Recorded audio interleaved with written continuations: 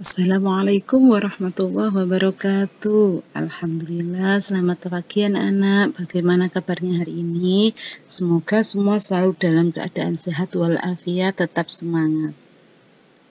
Pagi ini kita berjumpa kembali di SMP Plus Darussalam Lawang pada mata pelajaran Pendidikan Agama Islam dan Budi Pekerti kelas 8 semester ganjil.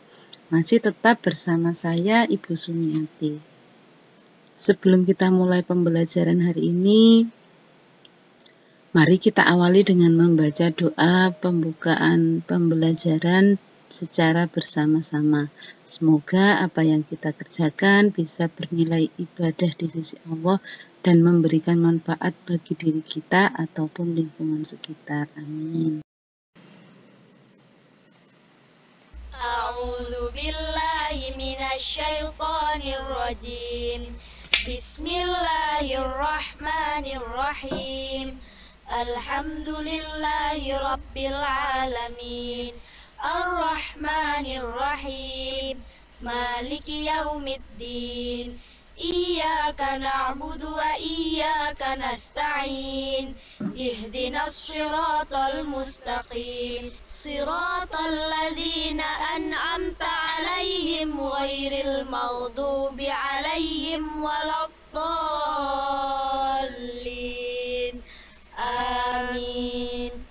Raditu billahi rabba wa bil islami dina wa bi sayyidina Muhammadin nabiyyan wa rasula.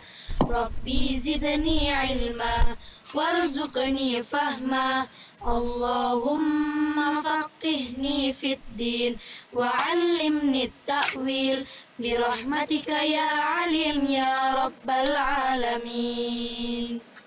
Amin, amin, amin ya rabbal alamin. Sebelum kita memulai pembelajaran pagi ini, Bu Sum ingin menyampaikan beberapa hal penting yang harus diketahui sebelum melihat pembelajaran video pagi ini. Apa saja hal penting yang harus diketahui sebelum melihat video pembelajaran hari ini? Perhatikan ya. Yang pertama, lihat, dengarkan, dan pahami video materi pembelajaran PAI dengan baik. Jika terdapat hal-hal penting, silakan dicatat di buku tulis. Yang kedua, setelah selesai melihat dan memahami video materi pembelajaran PAI, kemudian jawablah soal yang diberikan di kolom komentar video pembelajaran PAI. Yang ketiga, sebelum memberi jawaban, di kolom komentar silakan tulis nama, kelas, baru jawabanmu.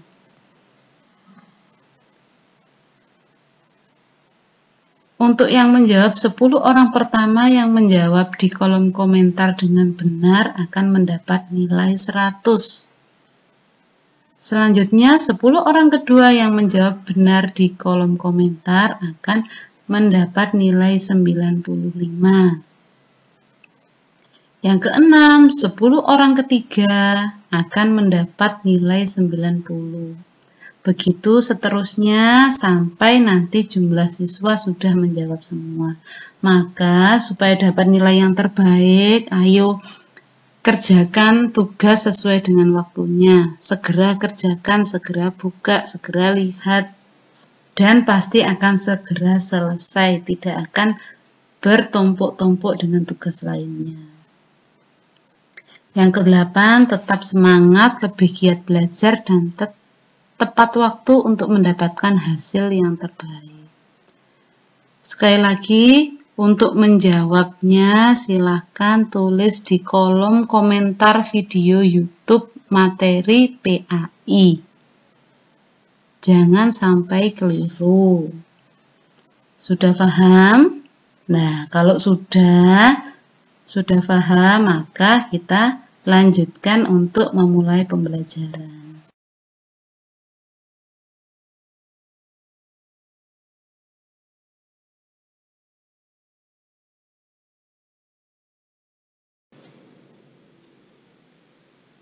Kali ini yang kita bahas yakni bab 3 tentang lebih dekat kepada Allah dengan mengamalkan sholat sunnah. Pertemuan pertama kali ini yang kita bahas, mari mengamalkan sholat sunnah secara berjamaah. Kompetensi dasar 1.9 melaksanakan sholat sunnah berjamaah dan munfarid sebagai perintah agama.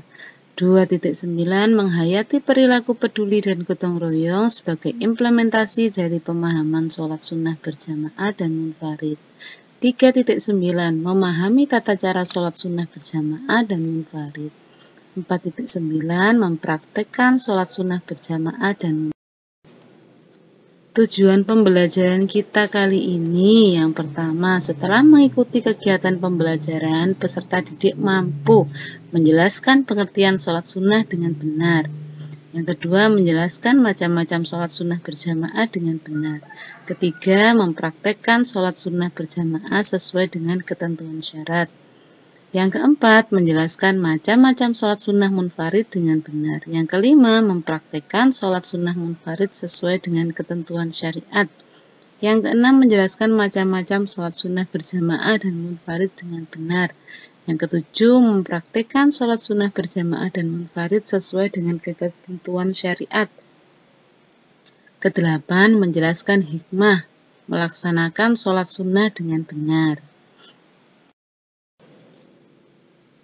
Ya, pengertian sholat adakah yang sudah tahu?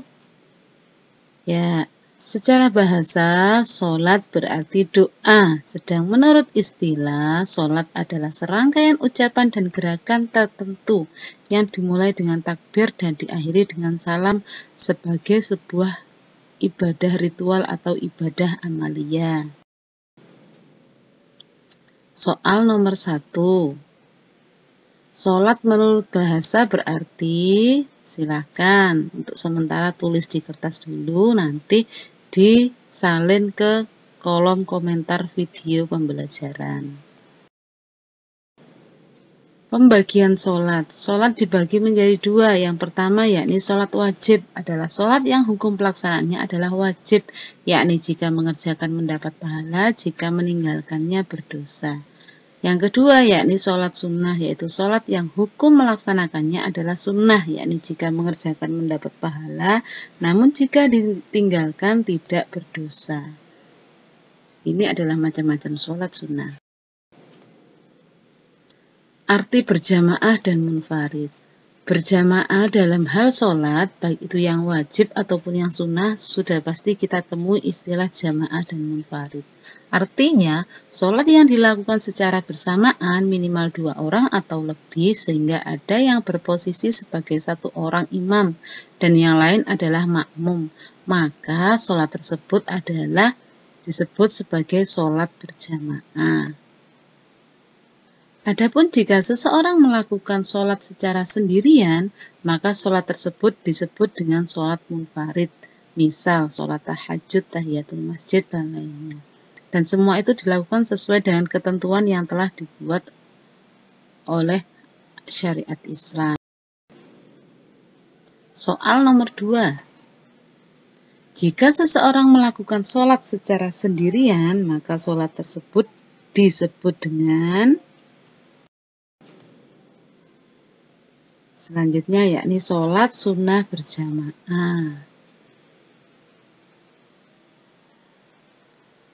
Coba perhatikan gambar berikut. Ada yang bisa mendeskripsikan gambar ini? Ya, ini adalah situasi di dalam masjid sedang melakukan sholat berjamaah karena ada imam di paling depan.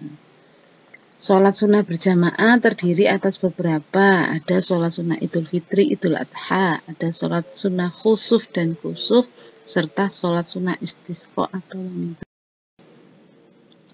Sholat Hari Raya Idul Fitri. Sholat sunnah Idul Fitri ini adalah sholat sunnah yang dilakukan secara berjamaah oleh umat Islam setelah menyelesaikan ibadah puasa Ramadan sebulan penuh, yakni 29 atau 30 hari.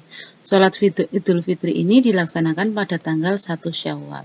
Sholat sunnah ini juga khusus dilakukan di masjid atau tempat lain yang besar dan luas, seperti di lapangan sehingga mampu menampung banyak jamaah. Sholat ini terdiri dari 2 rakaat yang setelah takbiratul ihram pada rakaat pertama diulangi lagi sebanyak 7 kali dan sebanyak 5 kali ketika berdiri pada rakaat kedua. Setelah melaksanakan sholat Idul Fitri, inilah kemudian seorang khatib naik ke mimbar untuk menyampaikan khutbah yang akan disampaikannya. Untuk sholat sunnah ini disunahkan untuk mandi dan memakai minyak wangi. Kemudian makan dan minum terlebih dahulu sebelum tata cara sholat hari raya Idul Fitri. Yang pertama, sebelum sholat disunahkan untuk memperbanyak bacaan takbir, tahmid, dan tasbih. Sholat dimulai dengan menyerukan as-sholatu jami'ah tanpa ada adzan ataupun iqomah. Memulai dengan niat sholat Idul Fitri. Usolli li'idul fitri rok'ataini ma'muman lillahi ta'ala. Membaca takbiratul ihram sambil mengangkat kedua tangan. Membaca takbir sebanyak 7 kali. Dan di antara tiap takbir itu dianjurkan membaca subhanallah walhamdulillah wala ilaha illallah wallahu akbar. Diteruskan membaca surat pendek dari dilanjutkan dengan rukuk, sujud, duduk di antara 2 sujud dan seterusnya hingga berdiri lagi seperti sholat pada umumnya. Pada rakaat kedua sebelum membaca Al-Fatihah disunahkan takbir sebanyak 5 kali sambil mengangkat tangan. Dan di antara takbir disunahkan membaca subhanallah walhamdulillah wala ilaha illallah wallahu akbar. Diteruskan membaca surat yang pendek dari Al-Quran. Rukuk, sujud, dan seterusnya hingga salam seperti pada sholat pada umumnya. Setelah salam disunahkan mendengar. Soal nomor 3. Berapakah jumlah takbir pada rakaat pertama sholat Idul Fitri? Sholat Hari Raya Idul Adha. Sholat sunnah Idul Adha ini tidak jauh berbeda dengan sholat sunnah Idul Fitri. Adapun yang membedakannya adalah waktu pelaksanaannya yang dilaksanakan pada tanggal 10 Dzulhijjah, serta disunahkan untuk tidak makan dan minum terlebih dahulu sampai sholat Idul Adha. Sholat kusuf gerhana matahari dan khusuf gerhana bulan. Sholat kusuf atau lebih dikenal dengan sholat gerhana matahari dilakukan ketika terjadi salah satu fenomena alam, yakni gerhana, baik itu gerhana matahari atau gerhana bulan. Hukum dari melaksanakan sholat ini adalah sunnah muakkad. Adapun yang dilaksanakan sholat ini adalah ketika terjadi gerhana tersebut sampai selesainya gerhana. Kembali dalam sholat gerhana ini baik dilakukan dengan berjamaah di masjid ataupun di musola, karena setelah melakukan sholat tersebut akan ada khutbah yang menerangkan kebesaran Allah mengenai kejadian alam tersebut, serta anjuran kepada semua jamaah untuk memperbanyak istighfar dan taubatnya. Sholat kusuf ini dilakukan juga dengan 2 rakaat yang berbeda, adalah cara pelaksanaannya. Soal nomor 4. Apakah nama lain sholat khusuf? Cara pelaksanaan sholat khusuf ini sebagai berikut. Niat terlebih dahulu melaksanakan sholat gerhana matahari atau gerhana bulan.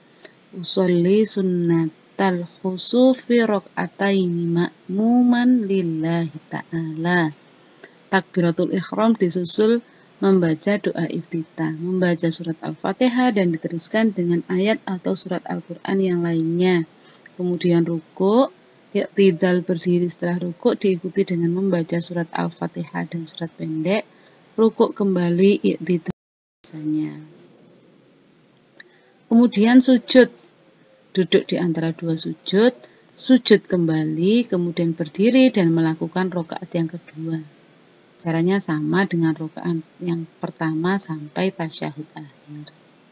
Membaca bacaan tasyahud, sholawat atas Nabi beserta keluarganya. Terakhir adalah salam. Adapun bacaan Al-Fatihah dalam sholat tersebut ketika terjadi gerhana matahari dibaca dengan pelan atau sir. Sedang ketika terjadi gerhana bulan dibaca dengan bacaan yang nyaring atau jah. Soal nomor 5. Pada sholat sunnah apakah surat Al-Fatihah dan surat lainnya dibaca dengan pelan atau sir? Ayo silahkan dijawab di kolom komentar video pembelajaran PAI. Jangan keliru, hanya 5 soal. Sebelum menjawab tulis identitas.